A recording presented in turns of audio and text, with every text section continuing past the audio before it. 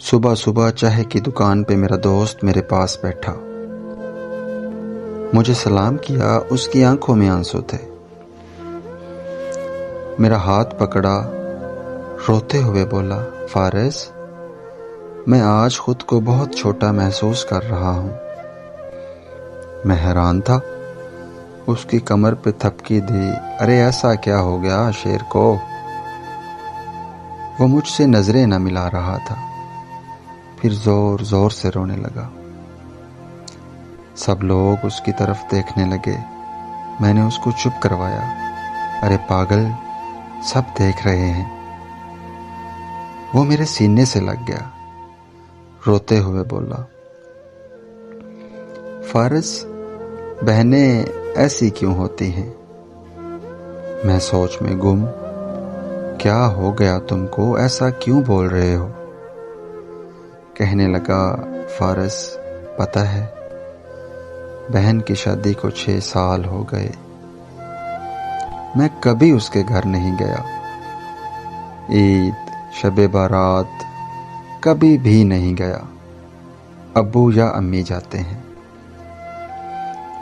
میری بیوی ایک دن کہنے لگی، آپ کی بہن جب بھی آتی ہے اس کے بچے گھر کا حال بگاڑ کر رکھ دیتے ہیں، خرچ ڈبل ہو جاتا ہے، اور تمہاری ماں ہم سے چھپ چھپا کر کبھی اس کو صابن کی پیٹی دیتی ہے، کبھی کپڑے، کبھی صرف کے ڈبے، اور کبھی کبھی تو چاول کا تھیلا بھر دیتی ہے۔ اپنی ماں کو بولو یہ ہمارا گھر ہے، کوئی خیرات سینٹر نہیں۔ فارس، مجھے بہت غصہ آیا۔ میں مشکل سے خرچ پورا کر رہا ہوں اور ماں سب کچھ بہن کو دے دیتی ہے۔ بہن ایک دن گھر آئی ہوئی تھی، اس کے بیٹے نے ٹی وی کا ریموٹ توڑ دیا۔ میں ماں سے غصے میں کہہ رہا تھا، ماں، بہن کو بولو یہاں عید پہ آیا کرے بس، اور یہ جو آپ صابن، صرف اور چاول کا تھیلا بھر کر دیتی ہیں نا، اس کو بند کریں۔ ماں چپ رہی، لیکن بہن نے ساری باتیں سن لی تھیں۔ میری بہن کچھ نہ بولی۔ 4 بج رہے تھے، اپنے بچوں کو تیار کرنے لگی اور کہنے لگی، بھائی، مجھے بس اسٹاپ تک چھوڑاؤ۔ میں نے جھوٹے منہ کہا، رہ لیتی کچھ دن، لیکن وہ مسکرائی، نہیں بھائی، بچوں کی چھٹیاں ختم ہونے والی ہیں۔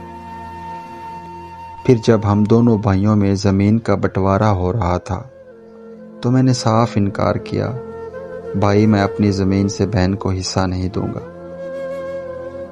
بہن سامنے بیٹھی تھی، وہ خاموش تھی، کچھ نہ بولی۔ ماں نے کہا، بیٹی کا بھی حق بنتا ہے، لیکن میں نے گالی دے کر کہا، کچھ بھی ہو جائے میں بہن کو حصہ نہیں دوں گا۔ میری بیوی بھی بہن کو برا بھلا کہنے لگی، وہ بیچاری خاموش تھی۔ کرونا کے دن ہیں فارس، کام کاج ہے نہیں۔ میرے بڑے بیٹے کو ٹی بی ہو گئی، میرے پاس اس کا علاج کروانے کے پیسے نہیں، بہت پریشان تھا۔ میں نے قرض بھی لیا تھا 2 لاکھ، لیکن بھوک سر پہ تھی۔ میں بہت پریشان تھا، کمرے میں اکیلا بیٹھا تھا، شاید رو رہا تھا حالات پہ کہ اتنے میں بہن گھر آ گئی۔ میں غصے سے بولا، اب یہ آ گئی ہے منحوس۔ بیوی میرے پاس آئی، کوئی ضرورت نہیں ہے گوشت یا بریانی پکانے کی اس کے لیے۔ پھر 1 گھنٹے بعد وہ میرے پاس آئی، بھائی، پریشان ہو؟ میں مسکرایا، نہیں تو۔ بہن نے میرے سر پہ ہاتھ پھیرا، بڑی بہن ہوں تمہاری، گود میں کھیلتے رہے ہو، اب دیکھو مجھ سے بھی بڑے لگتے ہو۔ پھر میرے قریب ہوئی،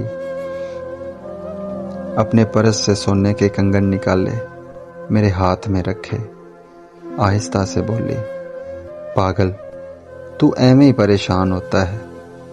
تیرا بھائی شہر گیا ہوا تھا، بچے اسکول تھے، میں نے سوچا دوڑتے دوڑتے بھائی سے ملاؤں، یہ کنگن بیچ کر اپنا خرچہ کر، بیٹے کا علاج کروا، اور جا اٹھ نائی کی دکان پہ جا، داڑھی بڑھا رکھی ہے، شکل تو دیکھ، کیا حالت بنا رکھی ہے تم نے۔ میں خاموش تھا، بہن کی طرف دیکھے جا رہا تھا۔ وہ آہستہ سے بولی، کسی کو نہ بتانا کنگن کے بارے میں، تم کو میری قسم ہے۔ میرے ماتھے پہ بوسہ کیا اور 1000 روپیہ مجھے دیا، جو 150 کے نوٹ تھے، شاید اس کی جمع پونجی تھی۔ میری جیب میں ڈال کر بولی، بچوں کو گوشت لا دینا، پریشان نہ ہوا کر، تیرے بھائی کو تنخواہ ملے گی تو ضرور آؤں گی۔ پھر جلدی سے اپنا ہاتھ میرے سر پہ رکھا، دیکھ اتنے بال سفید ہو گئے، اب بازار جاؤ اور داڑھی کو ٹھیک کرواؤ۔ وہ جلدی سے جانے لگی۔ اس کے پیروں کی طرف میں نے دیکھا، ٹوٹی ہوئی جوتی پہنی تھی، پرانا سا دوپٹہ اوڑھا ہوا، جب بھی آتی تھی وہی دوپٹہ اوڑھ کر آتی تھی۔ فارس، بہن کی اس محبت میں مر گیا تھا میں۔ ہم بھائی کتنے مطلب پرست ہوتے ہیں، بہنوں کو پل بھر میں بیگانہ کر دیتے ہیں، اور بہنیں بھائیوں کا ذرا سا دکھ برداشت نہیں کر سکتی۔ وہ ہاتھ میں کنگن پکڑے زور زور سے رو رہا تھا، اس کے ساتھ میری آنکھیں بھی نم تھیں۔ اپنے گھر میں خدا جانے کتنے دکھ سہ رہی ہوتی ہیں، کچھ لمحے بہنوں کے پاس بیٹھ کر حال پوچھ لیا کریں، ان کے حالات سے آگاہ رہا کریں۔ بھائی بہنوں کے مان ہوتے ہیں، شاید کہ ان کے چہرے پہ کچھ لمحوں کے لیے سکون آ جائے۔ یہ تحریر لکھتے لکھتے اللہ کی قسم میری آنکھوں میں آنسو آ گئے۔